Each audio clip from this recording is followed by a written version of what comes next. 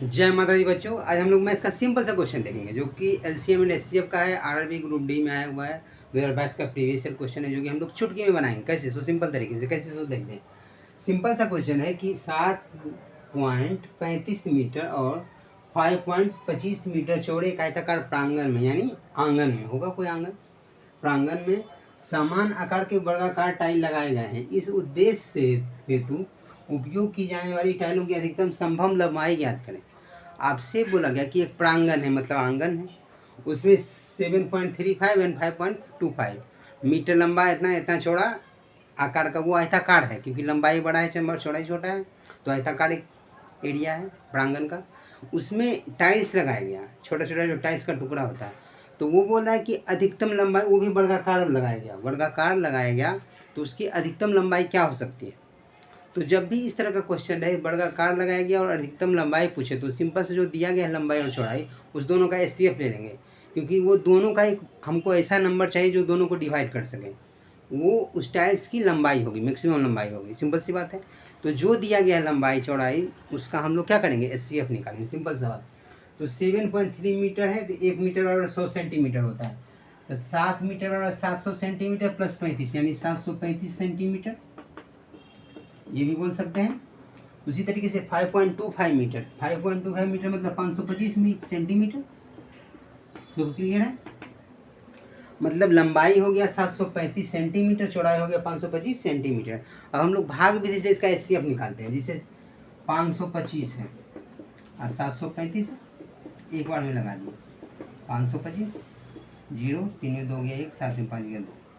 अब 210 से इसमें लगाएंगे, 525 से दो बार में लगाएंगे, 410, 420, 5 2 0, 5 में 4 गया 1, 210 दो बार में 210। तो इसलिए इसका एचसीएफ क्या आ गया, एचसीएफ इसका आ गया 105। 105 जो एचसीएफ आया, अधिकतम संभव लंबाई जब भी होगा तो क्या होगा, 105 सेंटीमीटर। मतलब ये जो लंबाई आएगी टाइल्स की 105 सेंटीमीटर। बात समझिए। क्वेश्चन में बोला गया कि 7.35 मीटर था लंबाई और 5.2 मीटर चौड़ाई था। आयताकार प्रांगण है, उसमें वर्गाकार टाइल्स लगाना था। जब भी वर्गाकार टाइल्स की अधिकतम लंबाई बोला जाए तो उसका हम लोग एचसीएफ निकालेंगे।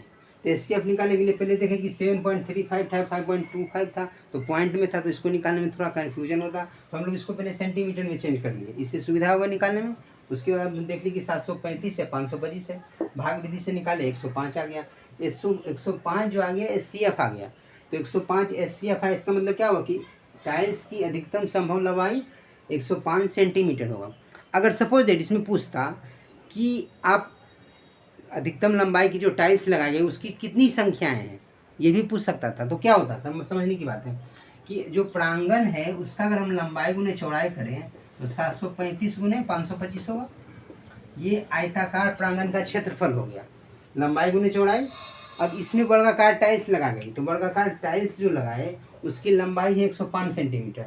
तो वर्गाकार टाइल्स की लंबाई जब 105 सेंटीमीटर है तो इसका क्षेत्रफल क्या होगा, लंबाई का मतलब लंबाई यानी इसमें उसका लंबाई चौड़ाई तो वही होता है, वर्गाकार से तो सब सेम चीज़ है। तो 105 का स्क्वायर करेंगे, सिंपल सा बात है। वर्गाकार टाइल्स का अगर क्षेत्रफल देखें तो 105 गुने 105, तो यहाँ से निकलेगा ये टोटल एरिया हो गया, ये टाइल्स का एरिया हो गया। तो कितना टाइल्स लगाया गया, तो इससे इसमें भाग देते हैं। तो 105 से 5 बार में ये कट गया, 105 से 7 बार में ये कट गया, यानी 7 गुने 5 यानी 35। तो अगर बोला जाए कि कुल टाइल्स की संख्या कितनी होगी तो 35 टाइल्स होगा। बात समझिए, टोटल कितने टाइल्स लगाए गए उस एरिया में, तो टोटल 35 टाइल्स लगाए। इस तरीके से आप कंसेप्ट समझ सकते हैं कि अगर पूछता है, ये तो सिंपल सा बात है, जनरली यही पूछा जाता है कि अधिकतम लंबाई क्या हो सकती है। तो अधिकतम लंबाई हम लोग एचसीएफ निकालते हैं, एचसीएफ उसका अधिकतम लंबाई होगा। कंसेप्ट समझिए कि अधिकतम लंबाई ये क्यों हुआ, क्योंकि ये दोनों का मल्टीपल है, जो दोनों लंबाई है और चौड़ाई है दोनों का मल्टीपल है। तो अगर इसका एरिया देखेंगे तो 105 गुने 105 इसका एरिया हुआ। इस दोनों से ये कटने वाला है संख्या, वो कट गया। तो एग्जैक्ट अगर पूछेगा कि कितने टाइल्स की संख्या हो सकती है तो इस तरीके से टाइल्स की संख्या भी निकालेंगे। तो आप इजी वे में समझ गए। हम लोग मिलते हैं फिर नेक्स्ट वीडियो में नेक्स्ट कंसेप्ट के साथ। तब तक के लिए थैंक यू सो मच।